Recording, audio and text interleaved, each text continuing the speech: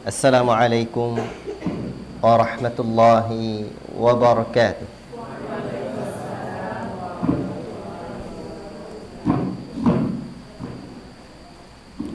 Innal hamdalillah nahmaduhu wa nasta'inuhu wa nastaghfiruh wa na'udzu billahi min shururi anfusina wa min sayyiati a'malina.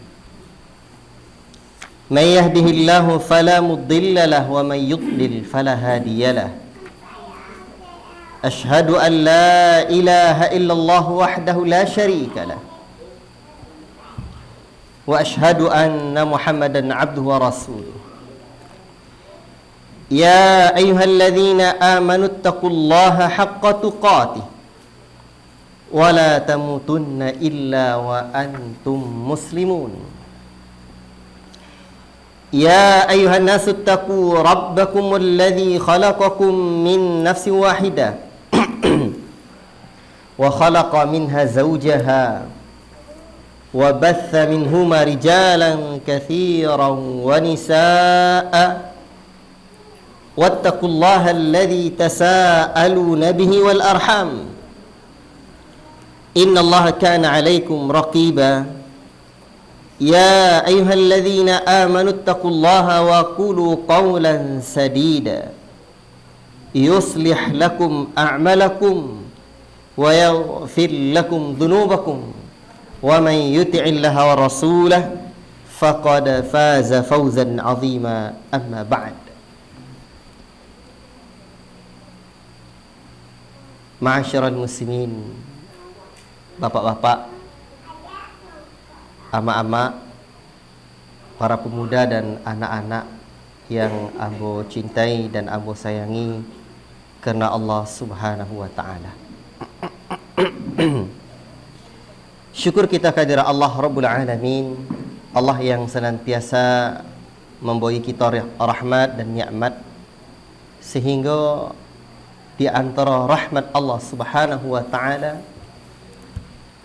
yang kita dapatkan, yang kita terima pada kesempatan yang dimuliakan oleh Allah Ta'ala itu adalah nikmat persaudaraan.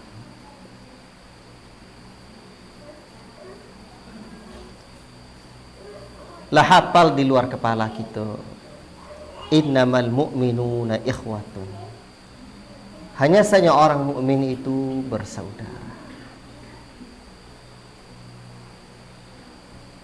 Jadi kita saudara. Alhamdulillah. Dan Rasulullah SAW pun mengajarkan kita, la yu'minu ahadukum hatta yuhibba li akhihi ma yuhibbu li nafsihi. Ndak sempurna iman salah seorang kalian sampai inyo mencintai saudaranya, sampai inyo menyayangi saudaranya sebagaimana menyayangi dirinya sendiri. La ilaha illallah. Itu luar biasa.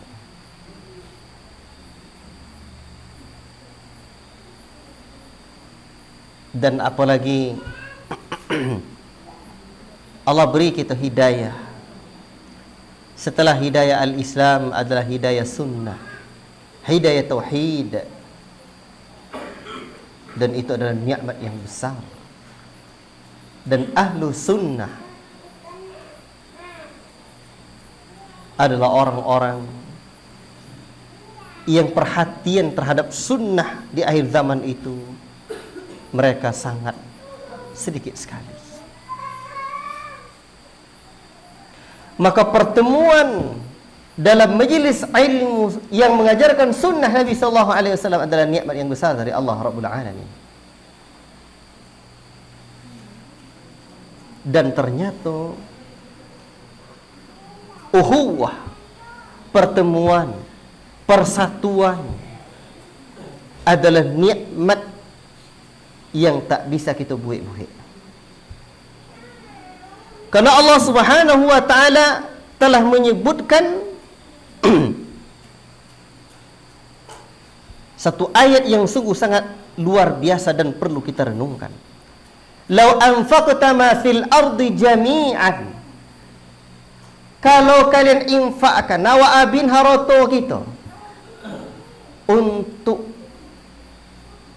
menyatukan hati-hati kaum muslimin, anfaqta ma fil ardi jami'a, lau ma anfaqta ma fil ardi jami'a, kalian infakkan apa yang ada di atas dunia segala-galanya, ma allafta baina qulubihim, kalian tak bisa menyatukan hati mereka. Tak bisa kita bersatu, tak bisa. Tu siapa yang bisa menyatukan hati? Walakinnallaha allafa bainahum, tetapi Allah lah yang mampu menyatukan hati-hati mereka. Allahu Akbar. Luar biasa. Allah yang menyatukan hati kita, Pak. Maka siapapun yang tujuannya sama menuju Allah, maka semakin dekat dan akan semakin bersatu hatinya. Sampai ada yang mengilustrasikan menuju Allah itu seperti mengerucut ke atas, ya, bentuk iqamah. Semakin kita dekat dengan Allah, maka akan semakin dekat pula hati kita. Maka kita akan pun semakin bersatu. Allahu Akbar. Untuk itulah di mana para sahabat Nabi SAW diingatkan oleh Allah Rabbul Alamin. Apa kata Allah tentang nikmat persatuan itu? Wadhkuru ni'matallahi alaikum. Ingatlah kalian nikmat Allah yang telah Allah Ta'ala berikan kepada kalian. Di mana dulu idh kuntum a'da'an fa'allafa baina qulubikum. Dulu kalian sebelum mengaji bersama Nabi, sebelum belajar bersama Nabi, sebelum beriman, bertauhid, mengenal sunnah, kuntum a'da'a, kalian saling bermusuhan, bercokak tau. Tengoklah sejarah antara kaum Aus dan Khazraj di Mekah ratusan tahun poang. Saling berbunuhan di antara mereka. Ingatlah nikmat. Apa nikmat yang Allah berikan itu? Fa'allafa baina qulubikum. Allah jadikan hati kalian, Allah satukan hati kalian. Fa'asbahtum bi ni'matihi ikhwana. Maka kalian pun sekarang menjadi ikhwana, bersaudara. Allahu Akbar. Luar biasa. Siapa yang bisa menyatukan hati itu? Allah. Dan ayat yang mulia itu, bapak-bapak, amak-amak yang ambo cinta kerana Allah Subhanahu wa taala. Assalamualaikum. Sini duduk Ustaz. Ini kalau awak calon ustaz sih kau duduk. Ya.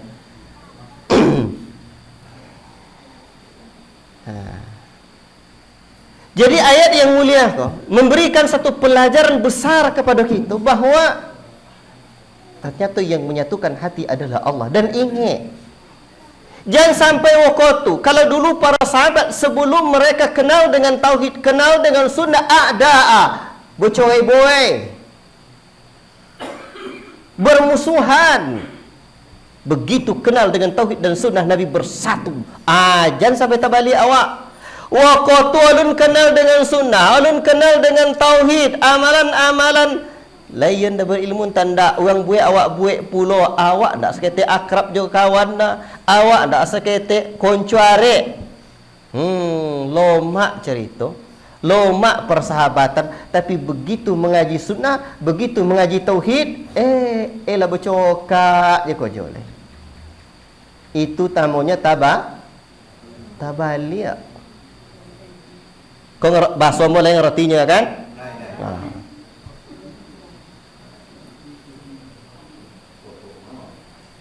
Bapak-bapak yang dimuliakan Allah Subhanahu wa taala.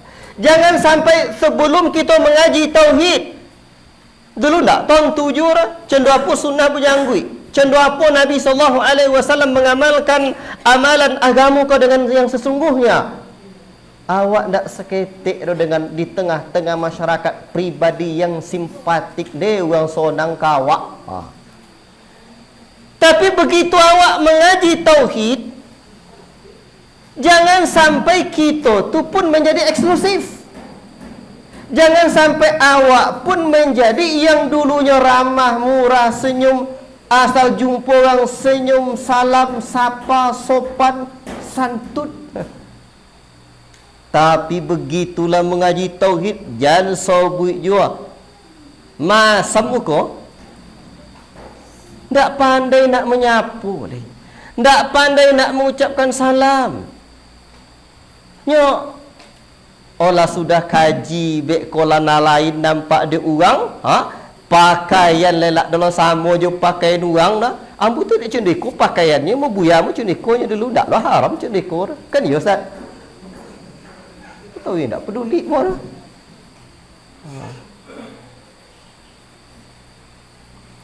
Maka masyarakat pun jadi lain wajahnya.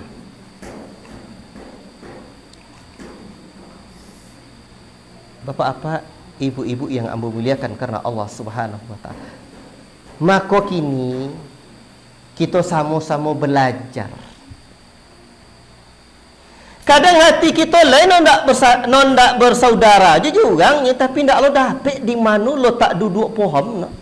Nya suasonya dulu awak lu mengaji tauhid lain amalan awak terjatuh, koju awak terjatuh ke perkara-perkara syirik ini. Perkara-perkara jahiliyah ikonan dibuat salah je rupanya. Begitulah mengaji tauhid, duduk di majlis ilmu, belajar sama Ustaz Helbi hafizallah taala. Dia lah sodo salah je so kaji leh. Yang lama salah awak nan diamalkan dak botu, urang cendu itu je. Tapi kadang tiba lo le nanti elok sodo urang seakan-akan salah sodo. Seakan sodo-sodo orang dak ada nan masuk surga leh. Kalau keterangan nan cendu iko bapak dapatkan di luar, dak di masuk ji Ummu Sofia orang. Lain dong dak pak roh Betul salah. Tapi kita belajar agama bukan untuk ingin menilai orang. Dalam bahasa Sa'arman sungguh sangat indah Hafiz rahimahullah ta'ala, bukan ingin menendang orang, dak. Tapi untuk bisa bersimpuh sujud di hadapan Allah, berubudiyah di hadapan Allah. Maka belajar agama, belajar tauhid, belajar sunnah adalah belajar bagaimana bisa kita memperbaiki hati. Semakin elok senyum awak ke orang, semakin awak menjadi pribadi yang simpatik. Jangan sampai ketika kita belajar tauhid seakan-akan orang sodong musyrik aja. Ketika kita sebelum belajar sunnah, dulu amalan awak bid'ah, kinilah belajar sunnah seakan seluruh orang ahlul bid'ah. Kullu bid'atin dolalah wa kullu dolalatin finnar. Kan iku setiap bid'ah diancam dengan neraka. Akhirnya pandangan kita terhadap orang tidak seperti pandangan orang Islam terhadap orang Islam lagi, tapi seakan-akan dalam praktek nyatanya seperti pandangan orang kafir dengan orang yang pandangan orang Islam terhadap orang kafir. Salah mah. Tak condoi itu. Semakin padek janggut, semakin dalam jilbab, semakin pakai cadar, semakin ramah awak dengan uang.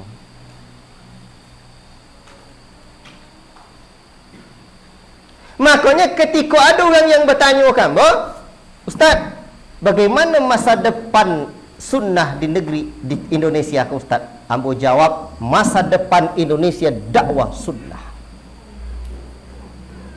Tak ada akan dapat dia orang menghambat perjalanan dakwah sunnah tu.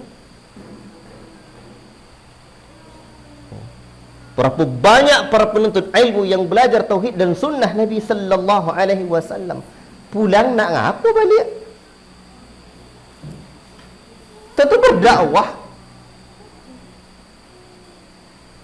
Allahu akbar. Maka masa depan Indonesia tercinta dakwah sunnah. Tapi banyak tantangan ustaz di mana-mana macam itunya rumah. Tapi masa depan Indonesia insya-Allah dakwah sunnah. Dan Abu jawab lagi.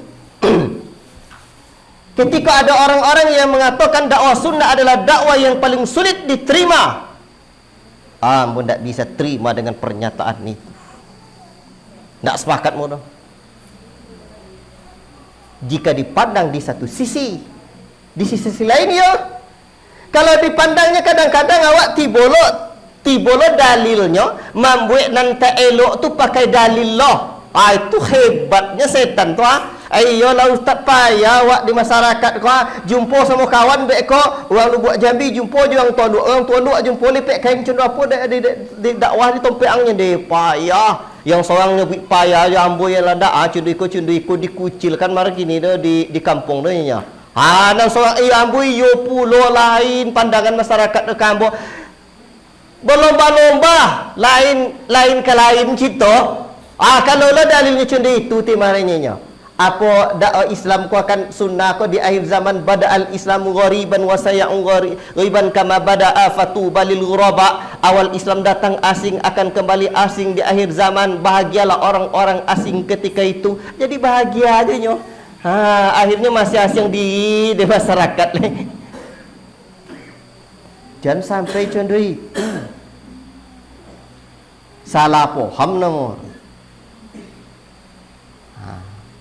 Tak cuma itu. Makanya menurut ambo berangkat dari penjelasan guru-guru kita dan pengalaman-pengalaman yang ambo lakukan, justru ambo berpendapat bahwa dakwah sunnah adalah dakwah yang paling mudah diterima oleh masyarakat.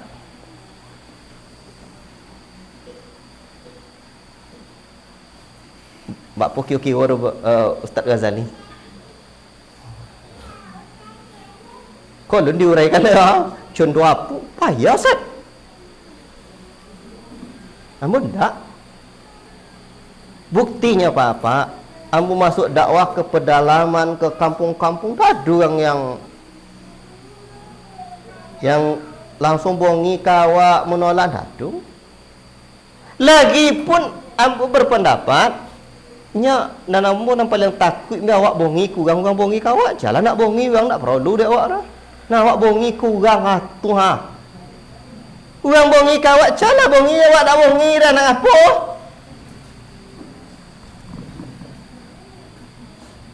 Nya kalau awak anak SD yo bongi orang kawak yo lapilah le sampai nama apa kadang-kadang dah biar batu mah siapa bagaknya aku koyang dan nyo dipijak le batu tak ko. Jadi kalau contoh itu juga kaji bo ayo balik kamu montar kaji rumah. Jadi ikut ada kaitannya dengan pelajaran kita. Ikut muka di mana? Jadi kadang-kadang ada bongi kawak nanya cara nak bongi orang tu kawak. Tapi nyobi awaknya ustaz cara nak nyobi awak. Satu hari ada orang khutbah, ambo hadir situ. Dari A sampai Z khutbah. Hanya biar awak aku jualnya. Awak di situ. Lepas ni kawan datang kamu, datang kiwak ilmunya. Sabarlah ya, bro. Tapi ambo yo payah kinyo. Ini kan khatib loh. Jadi jalan kami. Jalan. Ambo jalan kaki lo, jalan kaki lo, jalan sama-sama. Jalan sama-sama, cerita-cerita lah kami di perjalanan tadi. Nya cerita lawak, cerita lo, tak ada cerita khutbah tadi ya. Asli. Tak ada cerita khutbah tadi dah. Kalau tak salah, tak lama bonus setelah itu dah, tak sampai 3 bulan dah. Ada lo kawan nyobi lah berubah saatnya. Duh, mau potong khutbahnya lah kajian sunnah lo sampai nanya. Ni awak dak bongi kurang dah. Yang paling takut dah awak bongi kurang hati kau mak awak dah. Lapai ya ube dah. Hilang akal lain. Baik, itu satu sisi. Di sisi lain, cuba dipahami sengaja sekau dulu. Sunnah itu kata Al-Imam Al-Barbahari, as-sunnah hiya al-Islam wal Islamu huwa sunnah. Sunnah itu adalah Islam dan Islam itu adalah sunnah. Berarti dakwah sunnah adalah dakwah Islam.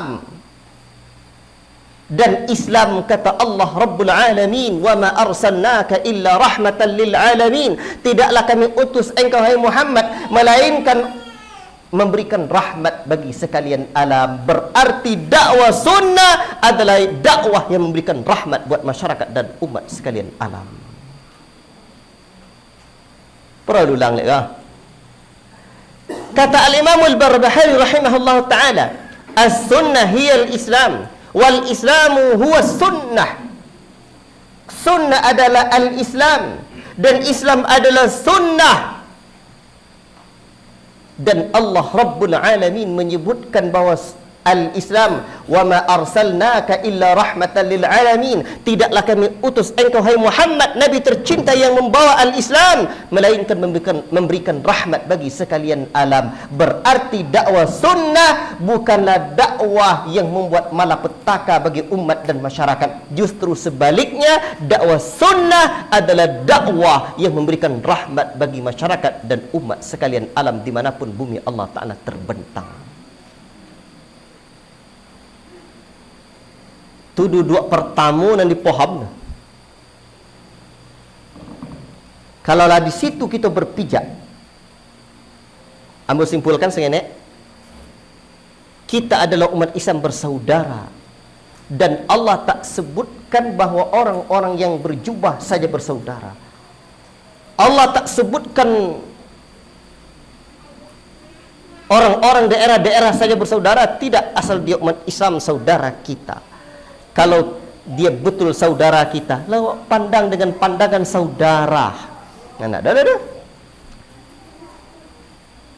Nanti ketika dia salah, jangan dibetulkan. Dan ketika dia betul, jangan pula disalahkan. Kalau dia salah, sayanglah awak kinyanya saudara awak. Tentu perlahan-perlahan dan kita cari akalnya, apa caranya supaya jangan berada dalam kesalahan. Tapi dia saudara kita seiman. Kalaulah saudara kita, tentu kita dakwahi.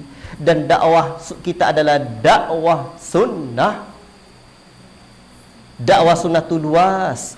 Dakwah yang memberikan rahmat bagi sekalian alam. Jangankan orang, semua pun akan mendapatkan rahmatnya sunnah ini. Di antara petunjuk Nabi ketika buang air kecil, jangan sejak MDA lu awak belajar apa itu dulu.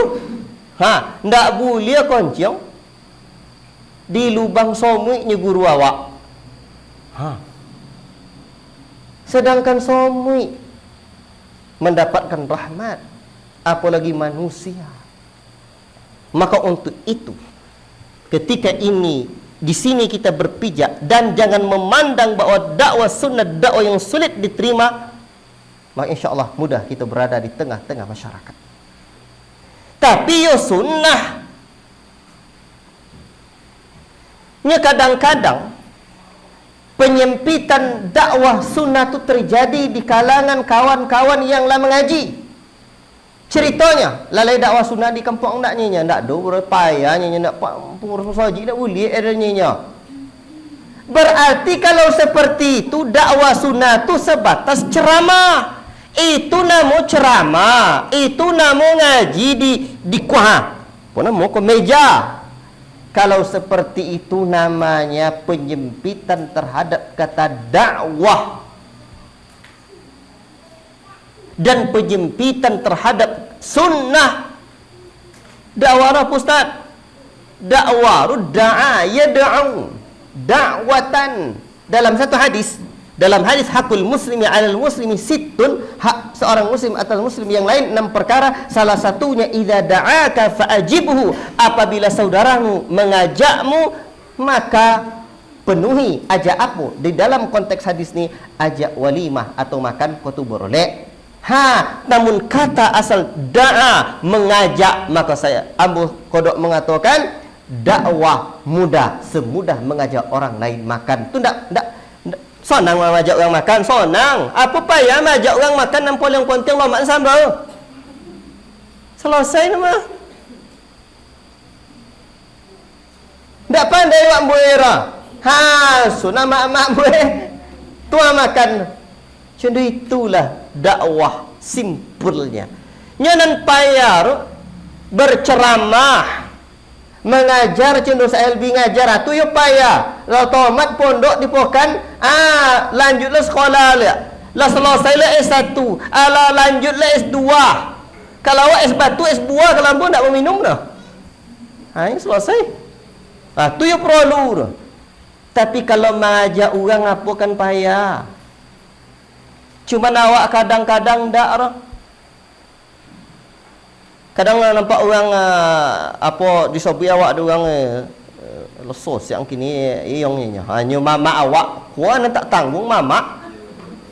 Cundi kola nasib badan akan mama rumah mak. Kan kau jawab cundi itu kan apalah cara dah ya mak. Tapi itulah mak, ambu sejak ngaji-ngaji yang sobik-sosek dong stonang suati mak. Dulu doa mati sembahyang, kini deh nak menangis meninggal hati sembahyang. Sama orang rumah mak deh makin akrab, makin harmoni. So pengantin baru so lihat mak ini, ku bercokak panjang aja main pun mikirnya dong deh. Iya lu kajian deh yang nya.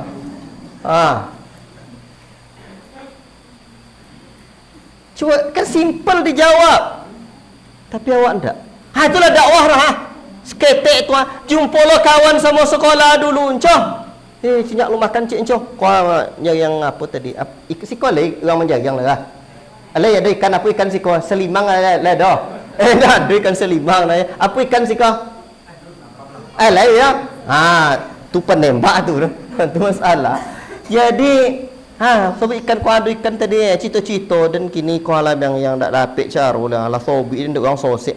Tapi bahapu so diang. Dan sejak ngaji-ngaji ku yo tonang hati dan deh bahagia. Dulu nak dapat dan lomak salat dah kini deh lomak. Nak menangi dan kuah meninggal sembahyang kuah. Kalau dulu tentu dia angko jodannya ya. Kini le menunjuk tayatul cendera itu. Kalau dulu tu kata-kata nunjuk dannya. Ya kok cendera itu. Tu berfikirnya le doang. Jadi pandai-pandai. Tu dakwah. Sunnah. Kau nanti baru kau muka di bawah. Jadi sunnah itu al-Islam. Lebih senanglah dakwah sunnah daripada dakwah tidak sunnah ni. Kalau dakwah sunnah itu luas. Apa sunnah itu? Perjalanan hidup Nabi dalam dakwah, dalam ibadah dan dakwah. Itu dia. Dan Nabi luar biasa. Bagaimana perjalanan kehidupan beliau dalam beribadah, dalam berdakwah, dalam bermuamalah, akhlak beliau dipuji langsung oleh Allah Rabbul Alamin. Wa innaka la'ala khuluqin azim. Sungguhnya engkau Muhammad memiliki akhlak yang mulia. Luar biasa. Itulah dakwah sunnah. Jadi kalau sunnah itu hanya sebatas majak-ajak orang pergi ke mana-mana, masuk kampung, keluar kampung, anak bini ditinggal ajak orang ke mosoji. Tapi cik itu ya, ekonomi orang dan tinggal tak tahu. Kemudian berekor anak isteri terlantar di rumah, macam-macam. Kalau hanya sekadar itu dakwah, lebih payah rumah daripada dakwah sunnah yang sesungguhnya. Cuma apa sonang dakwah sunnah Ustaz? Tahadu tahabu. Kuat contoh cia. Dakwah sunnah itu diantaranya, di antara sunnah yang luar biasa adalah saling memberi hadiah. Dan kata Nabi, saling berbagi hadiahlah kalian, niscaya kalian akan saling berkasih sayang. Makanya kau ada orang nak bongi-bongi kawah, dipidi, dicari bentuk itu. Manolah boleh kain sawang. Kalau ada sok ada atau perlu oli boleh niya. Pai ka di samping bahtera motor tan atau ada toko sengenek dia apa di Lubuk Jambi. Tu. Kalau ndak maunya gratis dah, di boleh. Apa cik eko boleh apa oli tadi 2 mai. Untuk pak cik-cik sobit ke pak cik tadi, mama atau siapa? Disampaikan. Masya-Allah. Masuk Pak. Minum lu Pak. Tambah bensin lu kau jauh perjalanan.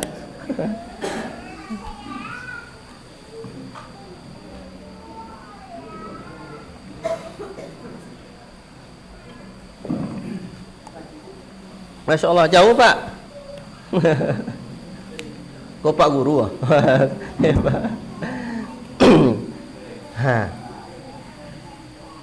Jadi lagi orang kain sawang, tiba ayo puasa, tiba ayo jihad. Apa nak bisa dia lagi? Atau apa nak ada di rumah berbuah rambutan. Perlu dibuat catatan sianu ko jojok ke dan ni. Iko sianu ko ndek bonci malang muka dicatat. Baik ko bang. Boleh 5 orang naik bang. Antar ku mabek ko. Kau dak kanak ada ustaz dulu di Medan tu ceritanya. Tetangganya ndak sekedek kan jojok kenya. Bonci. Dulu orang bonci ke ustaz. Jadi ustaz kaya lah. Dipakai dia sunnah mogia dia tadi. Ada anak tetangganya tu, setiap kali jumpa dengan anak tetangganya tadi, waktu kelas 2 dia GPT 2000, naik kelas 3 setiap kali jumpa dia 3000, lah sampai kelas 5 dia GPT 5000 setiap kali jumpa, lah kelas 6 piyo apa modal sekenek. GPT 6000. Lah dokek-dokek kan tamat, tanya oleh bu guru di sekolah.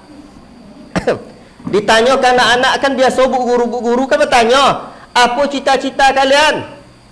Yang seorang menjawab macam-macam, mungkin ada nan camat, ada mungkin ada nan doktor, ada nan polisi. Tapi anak tetangga ustaz tadi apa cita-cita anak? Bahasa Indonesia lah.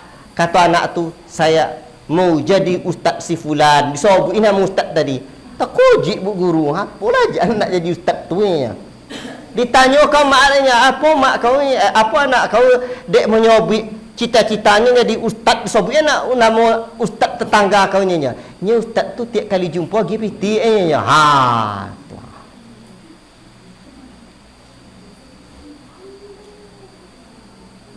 Tapi kalau ustaz Suraya tu jangan minta-minta lah. Awak tu kan gini GPT ya.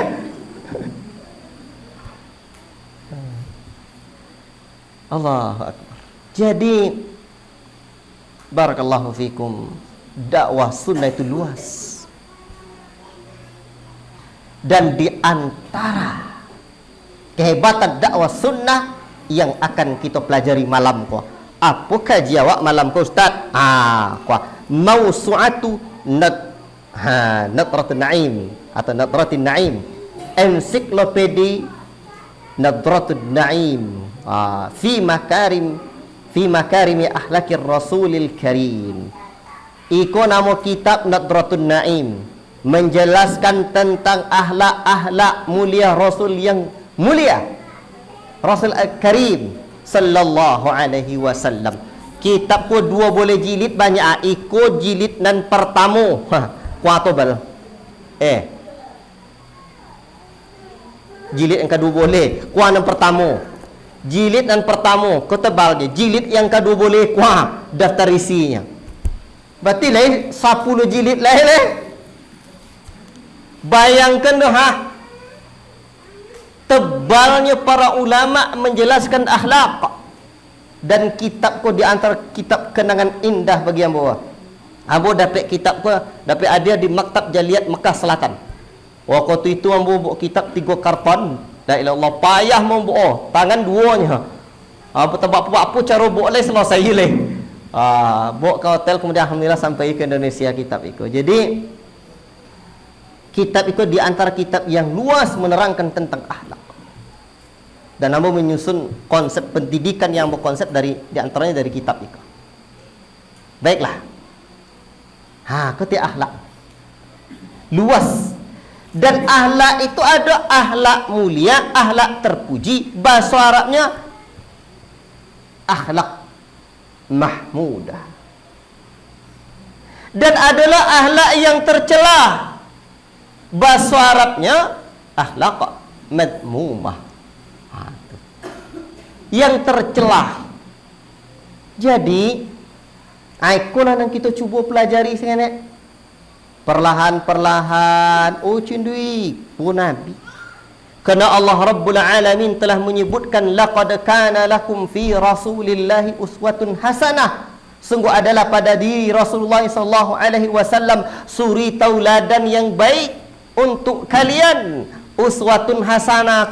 Seluruh sisi kehidupan Rasulullah dalam akhlak, muamalat, ibadat menjadi suri tauladan bagi kita. Di saat dunia ini rusak dan bobrok akhlak manusianya, Rasul adalah orang yang dipuji oleh Allah Rabbul Alamin.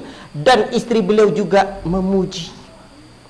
Ketika Rasulullah SAW ditanya bagaimana amalan beliau, bagaimana akhlak beliau, apa jawaban Aisyah radhiyallahu taala anhu? Kana khuluquhul Quran. Akhlaknya adalah Al-Quran. Kodok orang kadang menyebut Al-Quran berjalan, artinya apa? Al-Quran itu diamalkan Nabi, diterapkan dalam kehidupan, maka makna dan kandungan Al-Quran ada pada diri Nabi. Dan Rasul juga menyebutkan bahawa khairukum li ahli wa ana khairukum li ahli. Sebaik-baik kalian adalah orang yang paling baik kepada keluarganya, dan saya adalah orang yang paling baik kepada keluarga saya. Aisyah pun memuji beliau. Kadang awak akan elok ke orang, tapi kalau rumah, kau nak pici. Kan ya? Alhamdulillah nak ada bunyi. Bunyi tadi.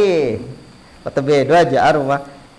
Jadi orang yang paling dekat dengan Nabi pun memuji beliau.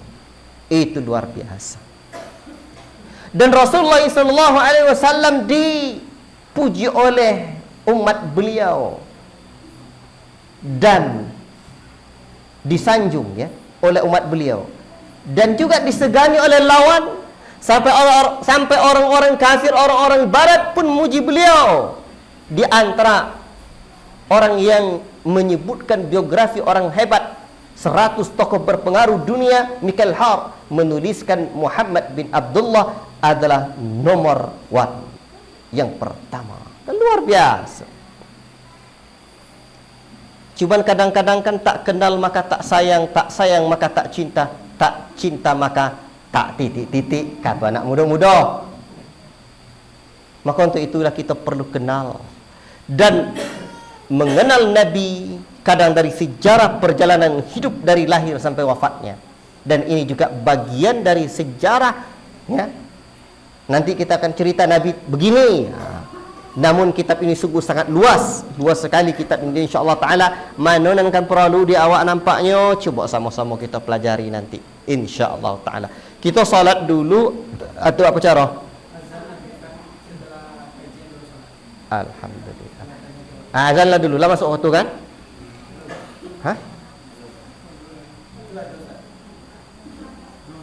Adalah ya. Alhamdulillah. Baiklah. Dan insya-Allah taala pelajaran tentang akhlak, pendidikan akhlak adalah pendidikan yang paling penting. Nabi sallallahu alaihi wasallam pun menyebutkan, innama bu'itsu liutammima makarimal akhlaq. Hanya saja aku diutus untuk menyempurnakan akhlak manusia. Allahu akbar. Luar biasa. Jadi ternyata pendidikan akhlak itulah tugas Nabi, mendidik akhlak manusia. Hanya saja aku diutus untuk menyempurnakan akhlak manusia ini. Allahu akbar. Dan Bapak Ibu yang dimuliakan Allah Subhanahu wa taala, ternyata ketika kita fokus dalam pendidikan akhlak mulia, ini selaras dengan tujuan pendidikan nasional dalam Undang-Undang Dasar 1945. Siapa yang tahu Undang-Undang Dasar 1945 ya, tentang pendidikan, tujuan pendidikan. Apa bunyi itu? Tujuan pendidikan nasional dalam Undang-Undang Dasar 1945. Itulah maksudnya. InsyaAllah azan lah dulu. Silakan. Wallahu ta'ala alam bisawab. Silakan azan. Alhamdulillah, segala puji hanya milik Allah Subhanahu wa ta'ala yang memberikan kita hidayah sehingga kita mencintai Allah dan Nabi-Nya. Jadi ternyata tujuan Nabi diutus adalah untuk memperbaiki akhlak manusia. Maka pendidikan akhlak adalah pendidikan yang penting untuk kita perhatikan. Bahkan dalam undang-undang dasar negara ini, dalam negara kita ada satu undang-undang dasar 1945 pasal 31 ayat ketiga tentang tujuan pendidikan nasional. Apa bunyinya? Pemerintah mengusahakan dan menyelenggarakan satu sistem pendidikan nasional yang meningkatkan keimanan dan ketakwaan serta akhlak mulia dalam rangka mencerdaskan kehidupan bangsa yang diatur dengan undang-undang. Berarti tujuan pendidikan nasional tompek itulah yang dibuat oleh pendiri-pendiri bangsa ini. Namun apakah sekarang tujuan pendidikan nasional ini masih berada pada khitbahnya, pada Undang-Undang Dasar 1945 ini butuh pengkajian lagi. Namun para pendiri bangsa ini telah membuat 4 tujuan pendidikan nasional. Yang pertama meningkatkan keimanan, yang kedua ketakwaan, ketiga akhlak mulia untuk mencerdaskan kehidupan bangsa. Allahu Akbar, cerdas. Maka untuk itulah pendidikan iman, takwa dan akhlak mulia itu menjadi prioritas utama hendaknya di sekolah-sekolah kita.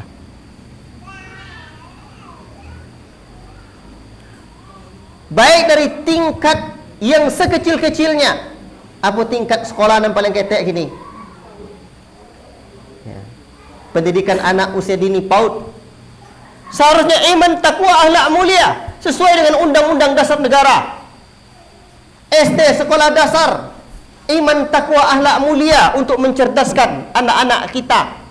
SMP juga, iman, takwa, akhlak mulia. Pertanyaannya, contoh apa kini pelajaran iman, takwa, akhlak mulia di sekolah?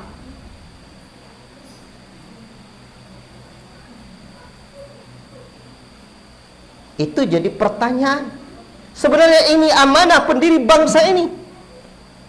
Maka untuk itulah kita sebagai anak bangsa yang tahu balas jasa para pahlawan bangsa tercinta yang bernama Indonesia Raya ini, maka SKL sekolah kita, SKL lembaga pendidikan kita, SKL itu apa? Standar kompetensi lulusan iman, takwa, akhlak mulia untuk mencerdaskan anak-anak kita. Kalau dalam bahasa Pak Habibie dulu, meningkatkan imtak dan iptek, iman dan takwa serta akhlak mulia. Dan itu yang wajib. Yang untuk ilmu kedua ya. Ilmu fardu ain, ilmu fardu kifayah. Ilmu fardu ain ilmu apa? Ilmu yang kalau kita mati laibi thawa masuk surga dengan izin Allah. Itu ilmu fardu ain. Ilmu fardu kifayah ilmu fardu kifayah ko adalah ilmu ya lah selesai di kojon orang seorang di tompek itu lah gugur kewajiban yang lain. Ilmu fardu kifayah itu dalam ilmu agama ada jua, dalam ilmu sains teknologi, dalam ilmu tentang skill ada jua bertukang ilmu fardu kifayah. Tapi apakah bertukang bisa memasukkan orang ke dalam surga? Kalau tidak selesai ilmu fardu ain lah bisa. Maka di antara ilmu fardu ain adalah bagaimana membentuk akhlak mulia.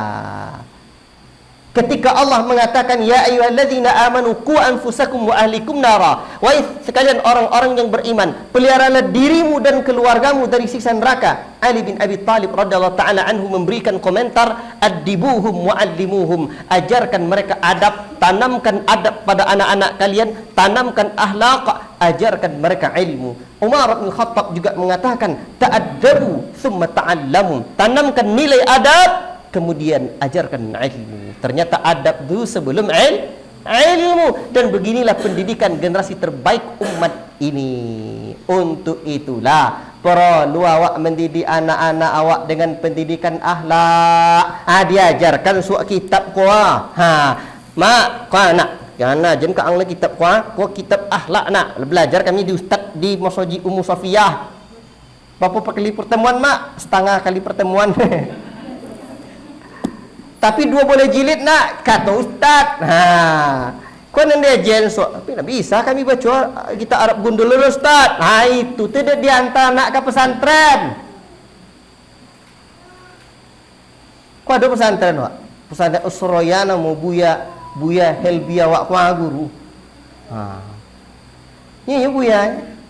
Jadi, itu perlu diantar nak ke pesantren.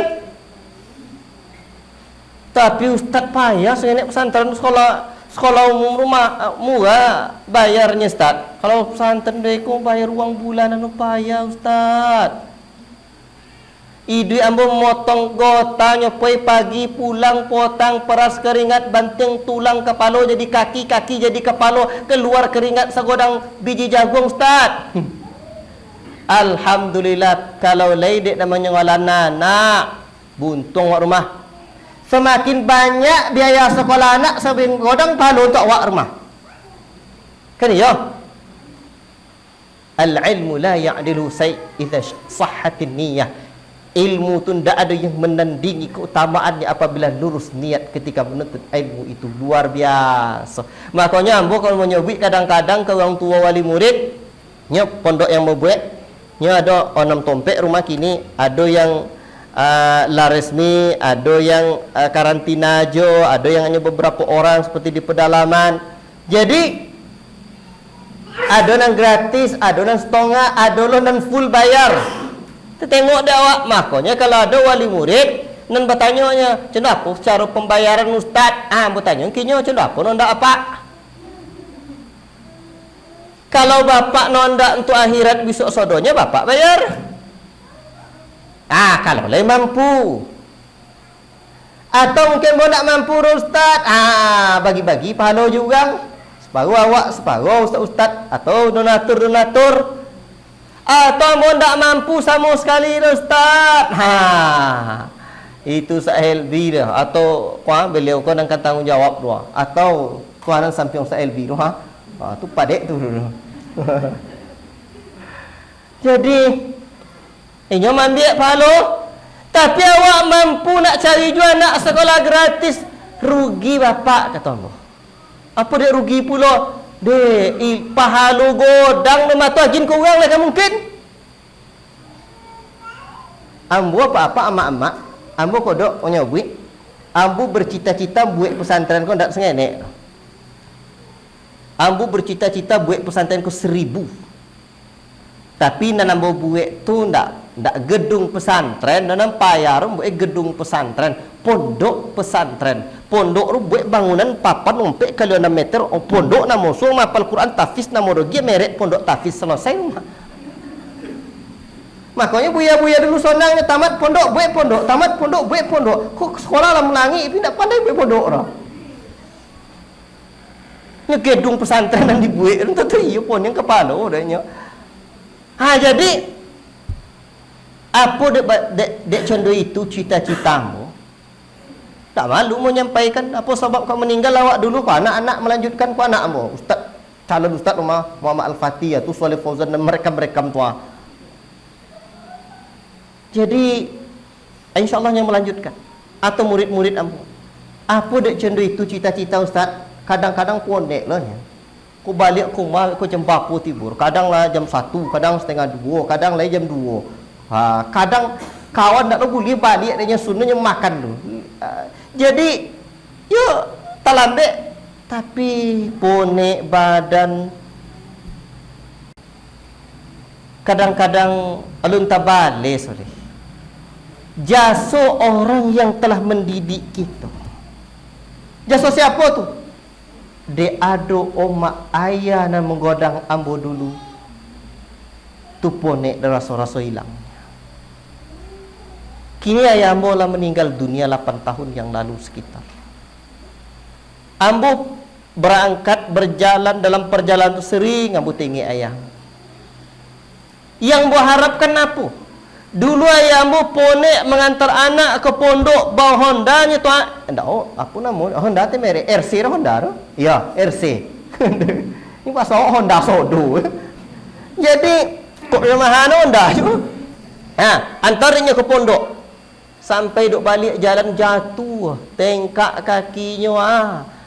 La ilaha illallah. Tu nan terkonang kini.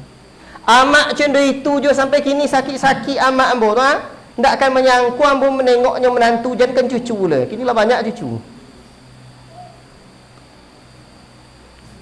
Dulu ambo mondok adianta dikirim di omak rondang ayam. De sonang hati. Beko digigi alat gigi sangku ayam san lengkuas. Tapi ambo taroga ambo soka lingkue nan dikunyar dulu kok dapat dikunyar oleh lingkue tu. Alun penderitaan lain. Kadang-kadangnya entah apa-apa makan di rumahnya anak-anak dikirim jual atas semua jasa ayah dan amak dan contoh itu takkan pernah berhenti insyaallah.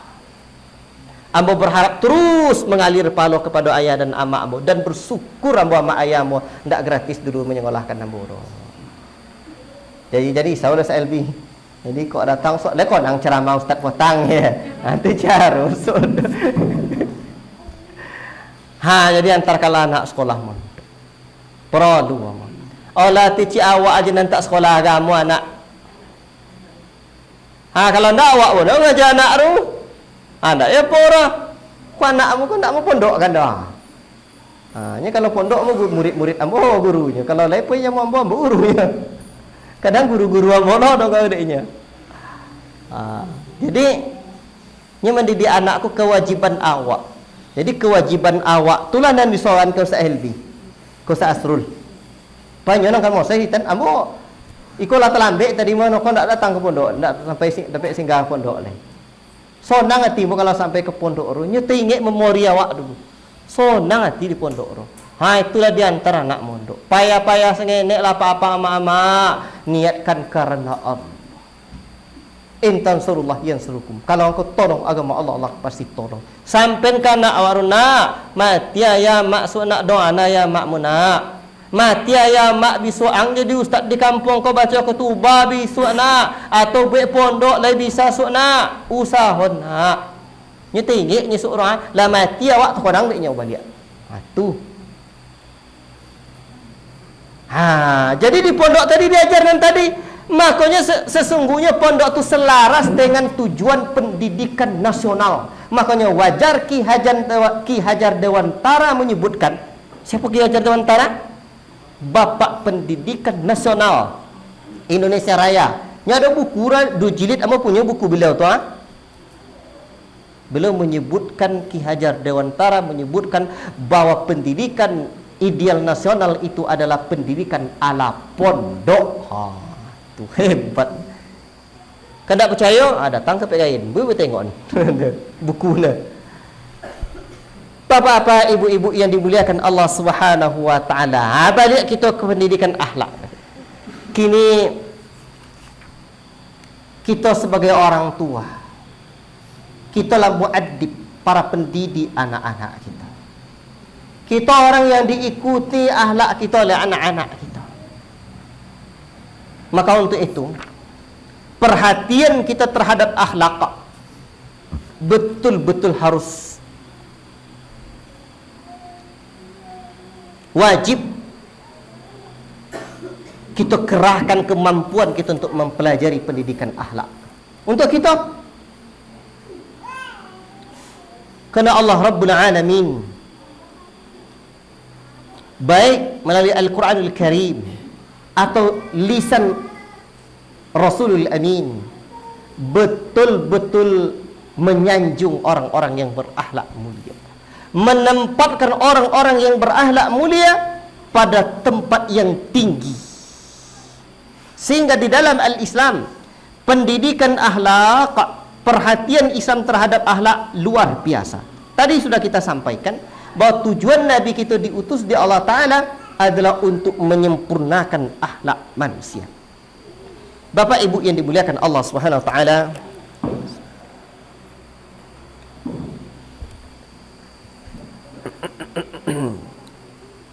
apa kata Nabi dalam hadis yang sahih? Ma min syai'in athqala fil mizan min husnil khuluq. Tidak ada sesuatu yang paling berat nanti di timbangan. Ya, amalan kita ditimbang wiswa. Contoh apa timbang berember-ember? Tapi contoh apa pun untuk ustaz sama lu nengok kitanya. Biswa tengok. Tak tentu dia ukur. Tapi ditimbang.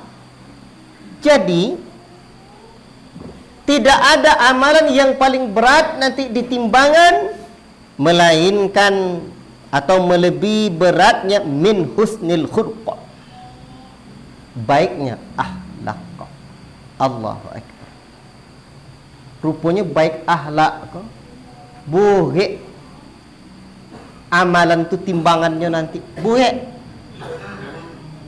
sengenek nampak tapi boleh kape sama motor puso tu bosi sama motor L3 mana nak bawa kio-kio nah kan kena okey seperti itulah gambarannya akhlak mulia. Allahu Akbar. Maka akhlak mulia adalah amal saleh di antara amal yang paling saleh. Allahu Akbar. Hadis itu sahih dikeluarkan oleh Imam Abu Daud rahimahullahu taala. Kemudian Nabi sallallahu alaihi wasallam juga menyatakan di dalam hadis yang lain, inna ahabbakum ilayya wa aqrabakum minni fil akhirati majlisan ahasinukum akhlaqa. Sesungguhnya orang yang paling aku cintai, yang paling dekat denganku tempat duduknya di hari akhirat kelak adalah orang yang paling baik akhlaknya. Wa inna abghadakum ilayya wa ab'adakum minni fil akhirati aswa'ukum akhlaqa. Dan sesungguhnya orang yang paling saya benci dan orang yang paling jauh tempatnya dariku di hari akhirat kelak adalah orang yang jelek akhlaknya. La ilaha illallah. Itu bahaya bu akhlak apa?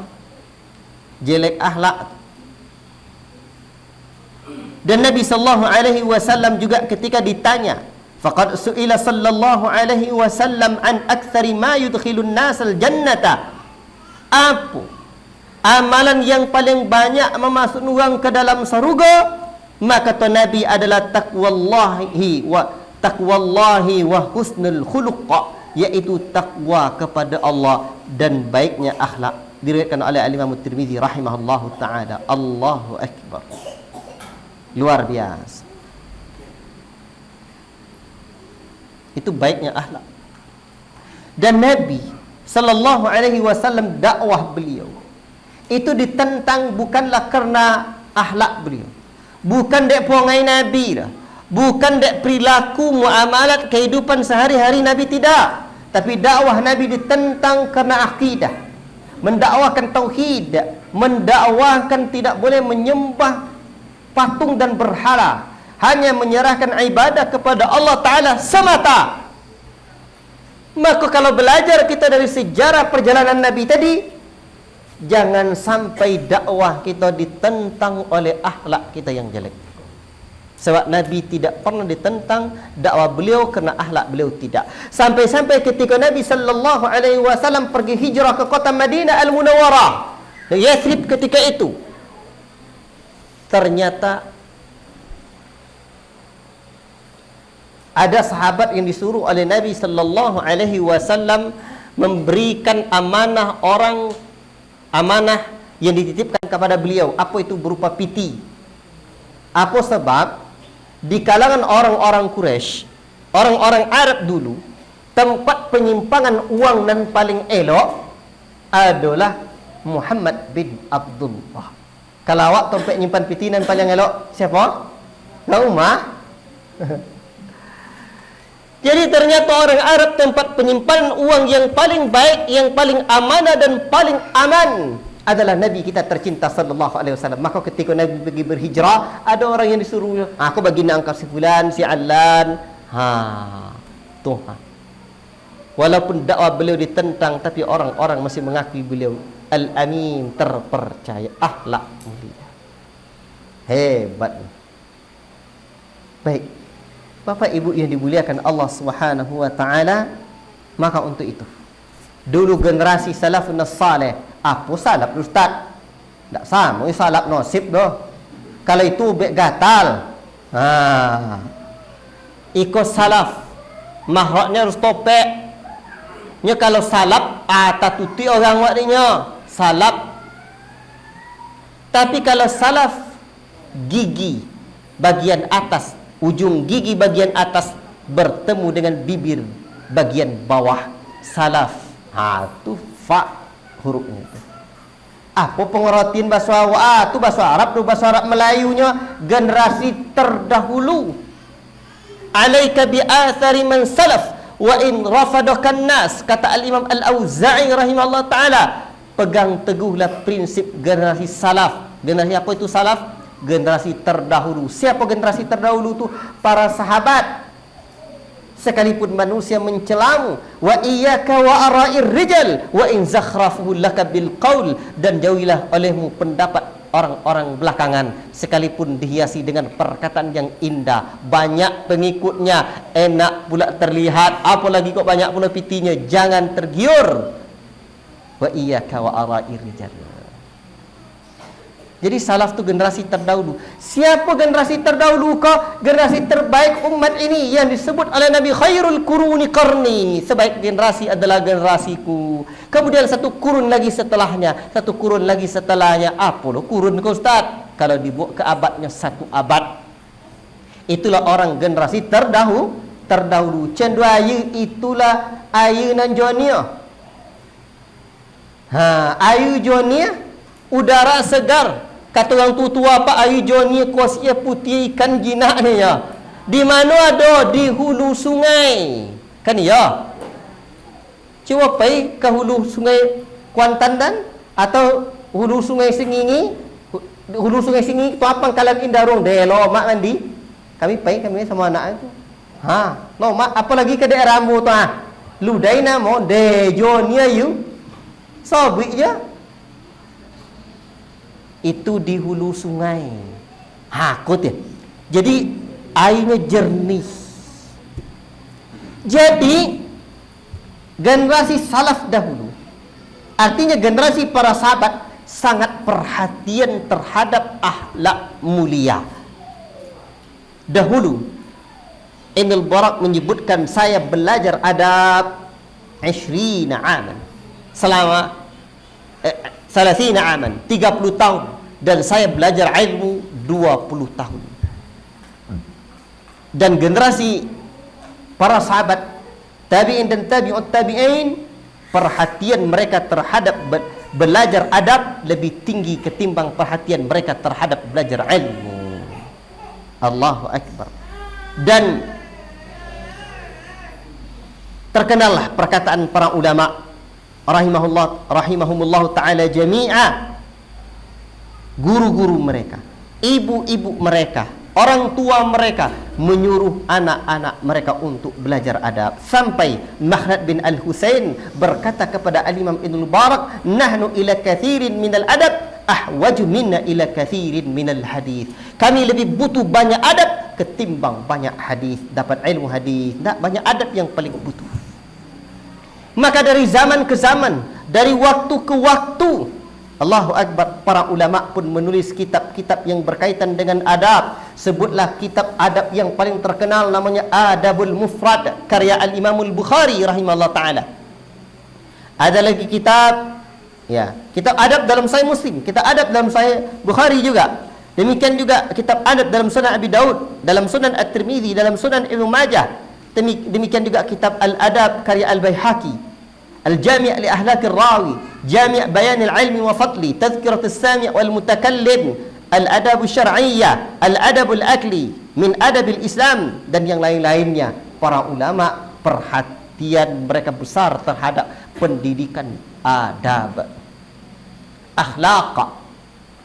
Dan ulama yang ada di negeri ini juga, ya, mereka juga menulis adab.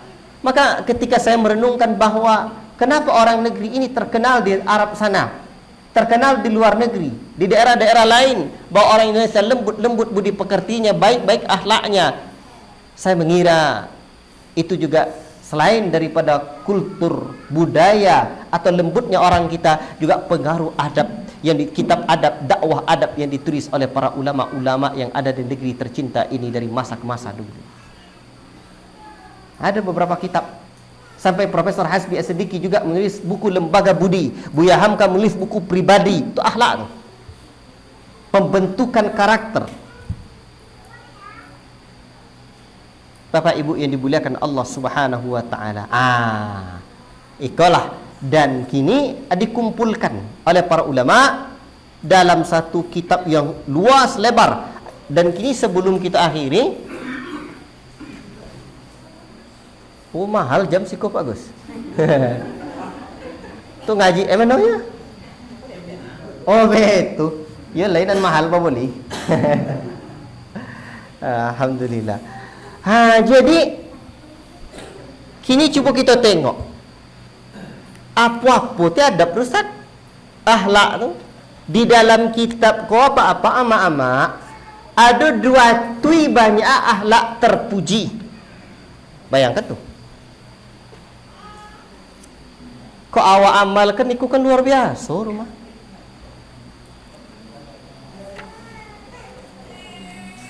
Dua ti banyak bayangkan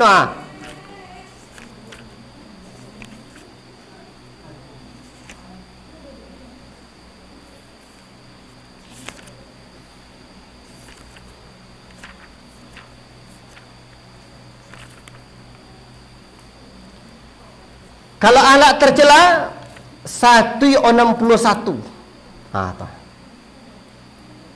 Ahlak terpuji 2. Ahlak tercela 161. Ahlak terpuji dan diamalkan, ahlak tercela dan perlu ditinggalkan. Nanti dalam kajian-kajian kita di siko, ceramah agama kita di siko, aku ahlak terpujinya, aku lawannya. Insyaallah taala. Kan ya boleh berlanjut. Baiklah. Apa-apa aja di antaranya, banyak namanya. Kita sobik sengenek-sengenek ya. Ahlak terpuji itu di antaranya al-ihsan. Apa itu al-ihsan? Apa ihsan itu Pak? An ta'budallah ka'annaka tarahu fa illam takun tarahu fa innahu yarak. Engkau beribadah kepada Allah seolah-olah engkau melihat Allah. Kalau belum bisa lai fa innahu yarak. Sesungguhnya Allah melihatmu. Tak kau tu salatnya. Allahu akbar ayyurima. Aqimis salati li zikri. Dirikan salat untuk mengingatku. Tapi ada al-ihsan. Kata Syekh Muhammad rahimahullah taala dalam Thalathatul Usul, Islam itu ada 3 tingkatan. Islam, iman, ihsan. ihsan. Ihsan ku puncak tertinggi Islam. Ihsan tu satu rukun. Iman Islam 5 rukunnya, iman 6 rukunnya, ihsan 1 rukun. Apa rukun ihsan? Itu nanti tadi. Beribadah kepada Allah seolah-olah melihat Allah.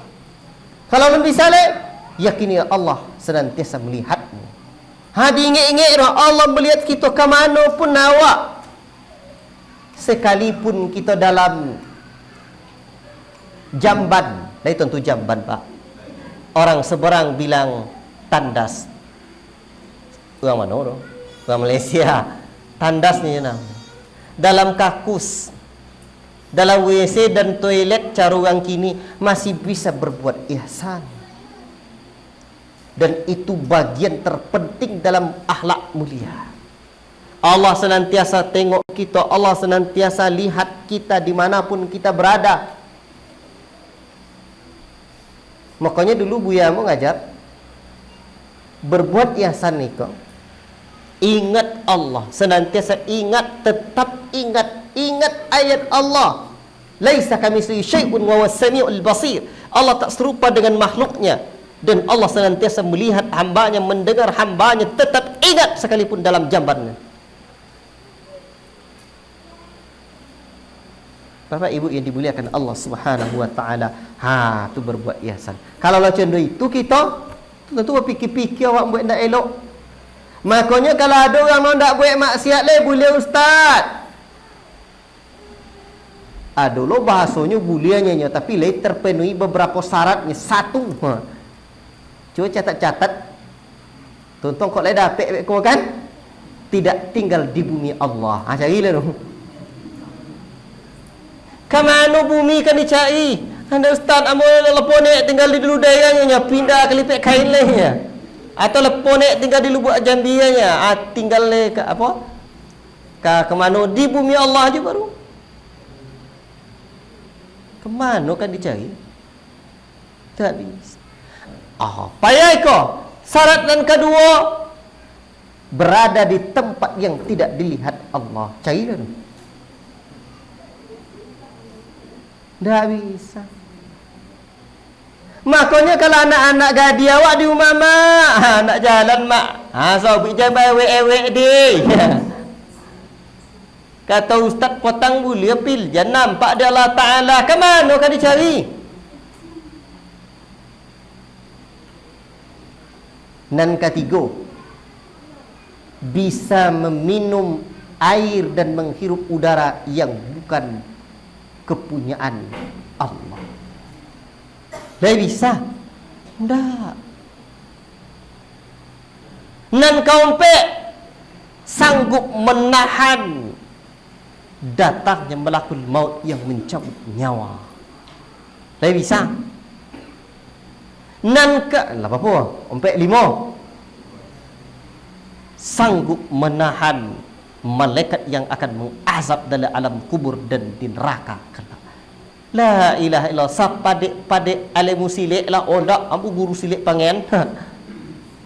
Ndak akan bisa ditangkis je langkah-langkah dan ompek dah. Ndak bisa. Tapi guru amut tan catua ustaz, tan potui pun tak akan sanggup orang menahan datangnya malaikat yang akan mengazab di hari akhirat kelak. Maka tidak ada tempat bagi kita untuk berbuat maksiat. Itu ihsan akhlak mulia. Sehingga ketika kita nanti ihsan ku merasa Allah senantiasa mengawasi awak, menengok awak deh. Ambo dulu ada guru ambo. Waktu itunya ada angkui-angkui. Saya tentu angkui-angkui. Apa bahasa Indonesia harusnya? Betul cara ya. Angkut-angkutnya diangkut-angkui deh ya. Tu anak orang anak awaknya. Jadi bersarang angkui-angkui tadi. Ini dianjaan apa tu guru moye jangan ganggu lehnya. Nya makhluk Allah dolumanya. Tu ya temuan sampai kini selalu teringat ambo. Potang ada angkui bersarang jumpa dia ambo. Ini bersarang. Ya kadang ada loh yang patut dianjak, anjak lah. Tapi dia ingat cakap guru mu tadi, temunung mendak jadi mu anjak ada. Biarlah nak pergi seorang saya. Tu doh kadang. Jadi dia cakapnya nan tadi tu hanya makhluk Allah katanya. Hati dalam sekolah ni. Kadang-kadang di lagi somik bersarang lah diganggu. Ihsan. Itu contoh akhlak mulia. Kadang tak nampak ada orang dah, tapi dia Allah Ta'ala nampak. Apa lah akhlak mulia tu? Kitab kau dimulai dari alif sampai kaya. Dengan alif kuah bondo. Ibtihal, ittiba, ijtima, ihtisab, ihsan, al-ikha, al-ikhbat, al-ikhlas, al-adab, al-irsyad, al-istizan, al-istikhara, al-isti'adah, al-isti'anah, al-istighathah, al-istighfar, al-istiqamah, al-islam, al-uswatul hasanah, al-islah. Dan menakjubkannya kitab kau, pertama dibuat definisi dia. Buat definisi aku ayat Al-Quran ni aku hadis Nabi, ikut perkataan generasi salaf, ikut penerapannya sejak mulai zaman Nabi kemudian zaman berikutnya. Itu tidak perlu lo amanah yang bisa mau sampaikan nanti mau sampaikan. Kemudian apa lagi? Amanah, al-infaq, birrul walidain, termasuk sikodenya akhlak mulia tu mengingat kematian. Tawadhu', saling berkasih sayang, dermawan, malu, berlemah lembut, zuhud, silaturahim. Kemudian termasuk akhlak mulia tu iyadatul marid, menjenguk orang sakit. Sampai di dalam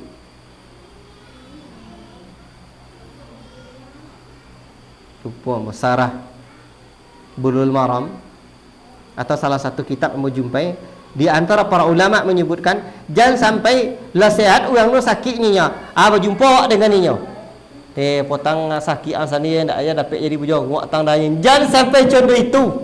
Tu nya. Jadi jangan sampai sakit ang santang tak sampai nujong ngok potang jangan sampai contoh itu nya. Baik. Kemudian di antara akhlak mulia itu adalah muhasabatun nafs, muraqabah, menjaga muruah. Itu pentinglah. Makanya ambo sabutkan anak pondok kadang menjaga muruah. Contoh kuah pakai peci. Ni kalau ambo santri tu kalau ndak pakai peci ni lah tabedor. Banyak dan rusak akhlak je ndak pakai peci kuah. Sampai buya ambo dulu jangan pakai peci. Apa nama? Nan samo jo celana dalam ya. Bisa dikome-kome. Kau nampak ustaz. Lah buka lah dia. Habis kalau ndak ada ustaz lah dikome lah dia. Pakai peci. Makanya kepada santri kadang musobui. Amak-amak kita boleh terasi di pasar. Di pasar tu boleh terasi ni. Gila. Yolah kak. Mesti kau tangan kak ditampung tangan bek tu top sama tu ya ni. Lah doa boleh terasi contoh itu. Ndak ada dibungkui dia ditimbang. Terasi pun dibungkui, apalagi Quran dan sunnah dan ada di otak kalian kuat. Jangan sampai tak ada bungkuinya. Jadi seperti itulah. Cuman ada loh daerah-daerahnya ndak ada pakai peci, ndak apa-apa. Baik, itu di antaranya muruah. Kemudian di antara akhlak mulia lagi apa? Banyak lah. Abu tengok dilipik kain tu ada dulu Datuk Buya M. Rashad namanya. Ambo kota itu mondok. Lalu datang ke rumahnya minta nasihat. Apalah di antara nasihat beliau rahimahullah ta'ala, semoga Allah mengampuni dosa beliau dan menerima amal ibadahnya. Maka kalau awak anak ya pelajar agama, kau kata beliau memandang tu jangan lengong kiri, jangan lengong kanan, ya. Mandang elok, kadang mandang awak ke bawah. Ya kalau mandang kiri kanan banyak nampak nanti elok. Itu orang dulu. Dan banyak lagi mengucapkan salam, assalamualaikum. Kini mengucap salam payah. Kadang ustaz-ustaz dari assalamualaikum. Bahkan Nabi SAW di antara yang pernah mendengar dari ceramah rekaman Syekh Abdul Razak, kata beliau ketika Syekh Al-Albani rahimahullah taala, dulu Syekh Al-Albani itu mengajar di masjid di Madinah. Makanya ayah Syekh Abdul Razak, Syekh Abdul Muhsin dengan Syekh Al-Albani berkawan. Jadi ketika itu Syekh Abdul Razak masih kecil. Jadi kami berjalan terpisah oleh tembok. Kemudian assalamualaikum. Dan Syekh Al-Albani pun menyampaikan hadis, ingat hadis Anas ya, atau yang lainnya. Ya, saya ingat hadis Anas tentang bagaimana Rasulullah SAW berjalan ke kayu. Berjalannya dengan sahabat berdua. Satu ke kanan, satu ke kiri. Assalamualaikum. Begitu nampak balik, assalamualaikum. Mengucapkan salam balik orang. Awak keluar dari dalam mobil, kemudian masuk mobil, assalamualaikum. Sunnah. Itu di antara akhlak. Absyus salam bainakum. Sebarkan salam di antara kalian. Tapi tidak cik salam aja. Senyumlah, nampak orang senyum, salam, assalamualaikum. Bukankah senyum itu sedekah? Laki-laki sama laki-laki. Tapi kadang-kadang anak-anak muda kini tidak tontu dia adab je etika. Itu dah muruah tadi. Tak tontu dia situasi dan kondisi dah. Lah joleh pakai cadar je nampak laki-laki lah, lagi lo kadang. Dokek yang tua-tua itu tidak bangkit sumpah gak tu. Ondeknya cuba biasa aja. Baiklah, mungkin yang condong iko kau perlu kita apa lagi nan muda-muda. Jadi perlu kadang awak jumpa jadi di masjid beko itu nan tabedo rumah. Nan tabedo awak masjid iko lah jole awak ndak berzikir condong zikir orang beko orang kan masih mengamalkan apa yang nya yakini, kemudian awak boleh dah selesai zikir, salam tako duduk di belakang.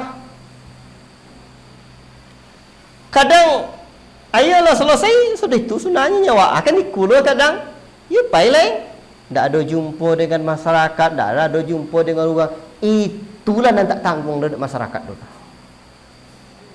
Padahal jumpa dengan umat, jumpa dengan masyarakat, tokoh-tokoh umat. Assalamualaikum Pak Cik.